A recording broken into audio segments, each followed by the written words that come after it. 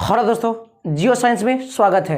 मैं कमलेश कुमार क्लास 12 का physics special lecture में देखा होगा कि हम लोग पढ़ रहे थे dispersion of light, dispersive power पढ़ा था, वहाँ पर स्कैटरिंग ऑफ लाइट पढ़ा था। आज हम लोग पढ़ने वाले हैं रेनबो। रेनबो क्या है हम लोग पढ़े थे। रेनबो का मतलब क्या होता है।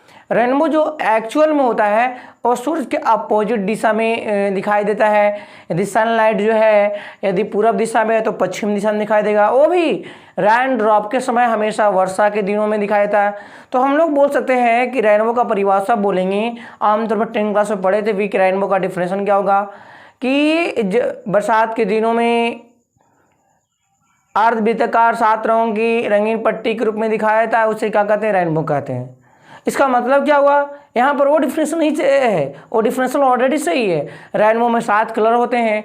रेनबो का डिफिनेशन बोलेंगे जिसमें डिस्पर्शन हो, TIR हो और रिफ्रैक्शन ऑफ लाइट का घटना हो, उसे क्या कहेंगे हम लोग, तो रेनबो कहा जाएगा। रेनबो 2 तरह का होता है, प्राइमरी रेनबो और सेकेंडरी रेनबो। ध्यान दीजिएगा, तो हम लोग अभी जस्ट पढ़ने वाले हैं प्राइमरी रेनबो क्या है। प्राइमरी रेनबो किसे कहेंगे, तो बोला जाएगा the phenomenon occurs the combination of affected dispersion TIR total internal reflection of light इसको बोलते हैं। And refraction of light it is called, चाहे इज कॉल्ड क्या कहलाएगा, तो रेनबो कहेंगे। इज कॉल्ड क्या कहलाएगा, रेनबो। यहाँ पर लिखेंगे हम लोग इज कॉल्ड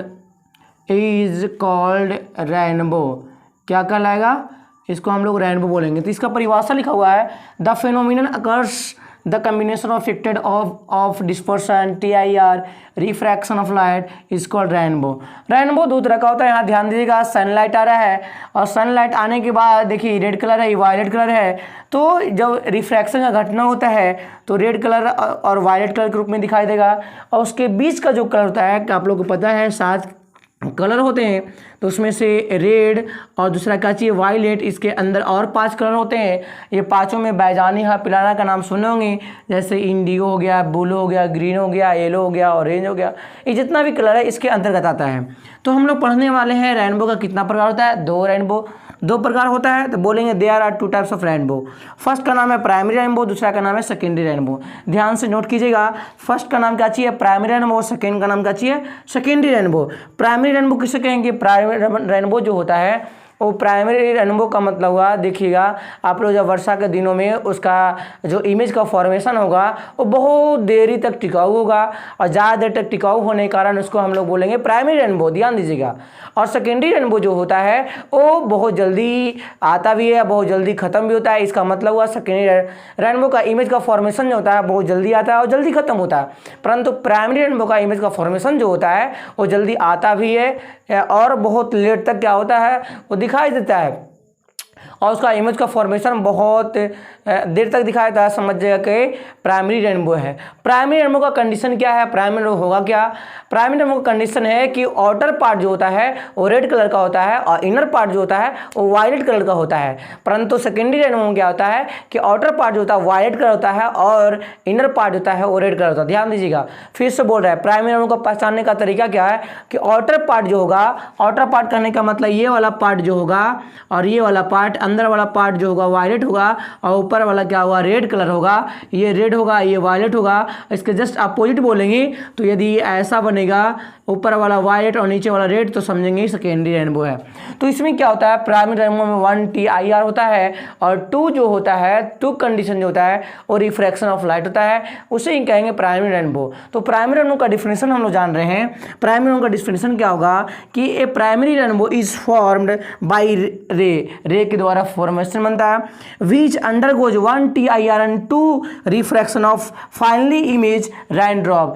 मतलब क्या हुआ कि रेन ड्रॉप के समय यदि एक बार TIR होगा और 2 बार रिफ्रैक्शन ऑफ लाइट का घटना होगा, उस कंडीशन में क्या कहलाएगा, प्राइमरी रेनबो कहलाएगा। प्राइमरी रेनबो में क्या होता है कि आउटर पार्ट रेड कलर और इनर पार्ट क्या होता है, वायलेट कलर होती है। तो यहाँ से ऑब्जेक्टिव क्वेश्चन पूछता है कि प्राइमरी रेनबो का आउटर पार्ट क्या होता है, रेड कलर, इनर पार्ट क्या होता है, तो वायलेट कलर। सेकेंडरी रेनबो में क्या होता है, इसका जस्ट अपोजिट होता है। यहाँ पर 1 TIR हुआ, वहाँ पर 2 TIR होता है और 2 ही बार होता है रिफ्रैक्शन ऑफ लाइट घटना। तो हम लोग बोलेंगे सेकेंडरी रेनबो। और सेकेंडरी रेनबो में क्या होता है कि बहुत जल्दी आता भी है और जल्दी क्या होता है, खत्म हो जाता है। ध्यान दीजिएगा।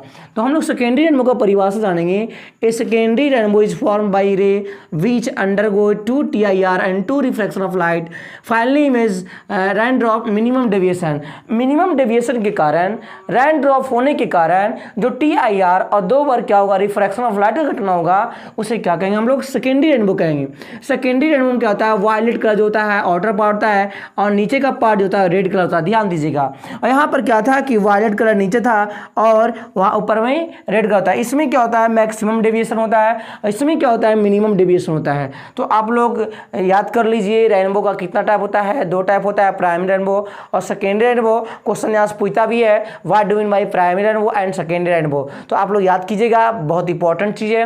इसके बाद जो है ऑप्टिकल इंस्ट्रूमेंट पढ़ना है, जो हम लोग पढ़ेंगे माइक्रोस्कोप का डिफिनेशन। माइक्रोस्कोप जो होता है वो 2 तरह का होता है, एक सिंपल माइक्रोस्कोप, एक कंपाउंड माइक्रोस्कोप। एक और लेक्चर पढ़ेंगे हम लोग जो ऑप्टिकल इंस्ट्रूमेंट के बारे में पढ़ना है, उसका नाम है टेलीस्कोप। टेलीस्कोप का मतलब हुआ दूरबीन के बारे में पढ़ना है। यहाँ ध्यान दीजिएगा, माइक्रोस्कोप क्या करता है, माइक्रोस्कोप क्या करेगा, वेरी स्मॉल ऑब्जेक्ट को मैग्नीफाइड कर देगा। कहने का तात्पर्य हुआ कि यदि यहाँ पर आँख है, आपको मालूम है कि इन्फिनिटी पर इसका दूर मैक्सिमम डिस्टेंस होता है और ये मान लीजिए 25 सेंटीमीटर पर ये वस्तु क्या है, दिखाई दे रहा है। इसके साइज को हमको बड़ा करना है और भी बड़ा करना है, तो क्या करना पड़ेगा, सिंपल माइक्रोस्कोप लगा दीजिए, तो उसके साइज को करेगा, मैग्नीफाइड कर देगा और मैग्नीफाइड करने के बाद ऑब्जेक्ट को क्या हो, क्लियरली से दिखाई देगा। कहने का मतलब हुआ सिंपल माइक्रोस्कोप का डिफिनेशन क्या बोलेंगे, सिंपल माइक्रोस्कोप का डिफिनेशन क्या बोलेंगे, ध्यान से सुनिएगा। सिंपल माइक्रोस्कोप का डिफिनेशन बोलेंगे कि इट इज ऑप्टिकल इंस्ट्रूमेंट,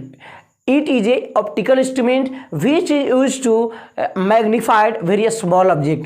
जो छोटे ऑब्जेक्ट को क्या करता है, मैग्नीफाइड कर देता है, बड़ा कर देता है, उसे माइक्रोस्कोप बोलेंगे। माइक्रोस्कोप कितने तरह का होता है, 2 तरह का होता है। पहला का नाम सिंपल माइक्रोस्कोप और दूसरा का नाम कंपाउंड माइक्रोस्कोप। तो हम लोग बोलेंगे यहाँ पर it is a optical instrument which is use to magnified small object. छोटे ऑब्जेक्ट को मैग्नीफाइड करेगा, उसे क्या कहेंगे हम लोग, तो माइक्रोस्कोप कहेंगे। थोड़ा सा एक चीज़ और यहाँ ध्यान देने वाली बात है कि यदि मान लिया जाए, यदि हम लोग ये नेत्र गोलक होता है, जो ऑब्जेक्ट रखा हुआ है, यहाँ से क्या किया जाए कि यहाँ रेटिना पर वस्तु का इमेज बनता है, ये आई साइटनेस है यहाँ पर, तो क्या होगा, यहाँ ध्यान दीजिएगा, ऐसा इमेज का फॉर्म ये थीटा है, इसको हम लोग बोलेंगे visual angle subtended by final image. और ये वाला एंगल क्या होता है, बराबर होता है। चलिए पहले जानते हैं हम लोग एंगुलर मैग्निफिकेशन क्या है। The ratio of visual angle subtended by final image. Visual angle का सिंबल क्या होता है, बीटा होता है, to the visual angle subtended by object kept at a distance D. D का मतलब हुआ 25 सेंटीमीटर लीस्ट डिस्टेंस, जिसको डिस्ट्रिक्ट विजन भी कहते हैं। तो यहाँ ध्यान दीजिएगा, तो इस कॉल्ड क्या कहलाएगा, एंगुलर मैग्निफिकेशन। एंगुलर मैग्निफिकेशन का सिंबल क्या होता है, तो एम होता है, एम बराबर क्या होगा, बीटा बटा अल्फा होगा। तो आप लोग ध्यान दीजिएगा, एंगुलर मैग्निफिकेशन का डिफरेंशियल कभी पूछा जाएगा, आता भी है, इसी को बोलते हैं मैग्नीफाइंग पावर। तो बोलिएगा the ratio of visual angle subtended by final image to the visual angle subtended by object kept at a distance D is called angular magnification. इसी को बोलते हैं angular magnification is known as magnifying power. Angular magnification जो होता है वो object पर depend करता है। ऑब्जेक्ट का साइज ज़्यादा होगा तो विजुअल एंगल का बड़ा होगा, यदि ऑब्जेक्ट का साइज छोटा होगा तो विजुअल एंगल छोटा होगा। यदि ऑब्जेक्ट को लेंस के नज़दीक ले जाते हैं, माइक्रोस्कोप के नज़दीक लाते हैं, तो भी क्या होगा, विजुअल एंगल का मान बड़ा होगा और उसका जो एंगल होगा वो बड़ा होगा। जैसे कहने का मतलब हुआ कि यदि ऑब्जेक्ट यहाँ पर रखें, नज़दीक रखेंगे हम लोग, तो क्या होगा, इसके द्वारा एंगल का निर्माण भी क्या होगा, बड़ा होगा। ऑब्जेक्ट को बड़ा कर देंगे तो इसके द्वारा भी एंगल का निर्माण बड़ा होगा। इसीलिए आप लोग अच्छे से इसको नोट कर लीजिए, क्योंकि बहुत इंपॉर्टेंट चीज़ें है एंगुलर मैग्निफिकेशन का डिफिनेशन, इसको नोट किया जाए। इसके बाद हम लोग पढ़ेंगे ऑप्टिकल इंस्ट्रूमेंट। ऑप्टिकल इंस्ट्रूमेंट में क्या क्या आएगा, सिंपल माइक्रोस्कोप आएगा, कंपाउंड माइक्रोस्कोप आएगा, टेलीस्कोप आएगा। तो उस वीडियो को, उस लेक्चर को पढ़ने के लिए आपका समय, उस लेक्चर को पढ़ने के लिए आपका समय शुभ हो। जय हिंद।